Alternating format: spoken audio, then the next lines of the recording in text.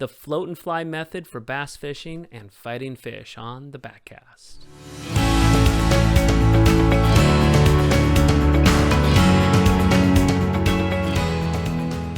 If you haven't tried fly fishing for bass using the float and fly, it's definitely highly recommended. I had a great time and learned a ton from Ryan Williams of North Valley Fly Fishing, who guides up in Northern California.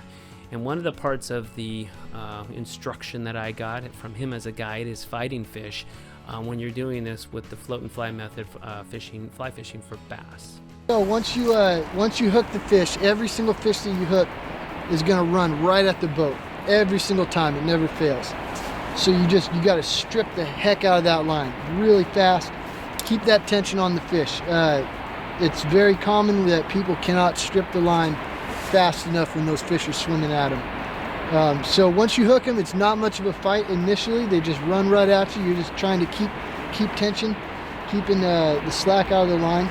Then once they get next to the boat, then they start going down and fighting hard. When you get real big fish, then they'll go straight down right at the boat. They'll be pulling line out of your hands.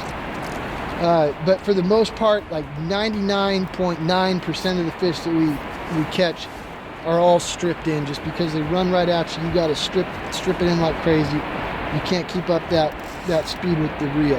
Once they get next to the boat and they start really pulling, going down, you're just going to let that line kind of slide through your fingers, just like you would trout fishing or whatever. When trout run, same deal. You just got to give them their line, let them go, because they will snap the line if you don't feed them a little bit and let them take it out.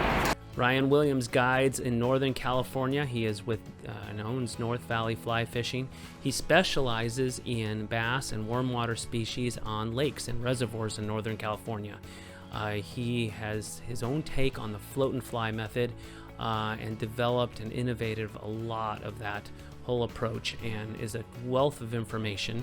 And I learned a lot. I was out there on Lake Oroville with him, which is one of his primary lakes that he guides on. And if you want to get in touch with him, he spends most of the year on those lakes and then also does a little bit in the fall on the Feather River. So let us know if you want to get in touch with Ryan and learn some for yourself, and we'll put you in touch with him. Just give us a call, shoot us a text, an email, say, hey, we'd like to learn a little bit about the float and fly with Ryan Williams, and we'll put you in touch. And we'll see you right here next time on the Backcast.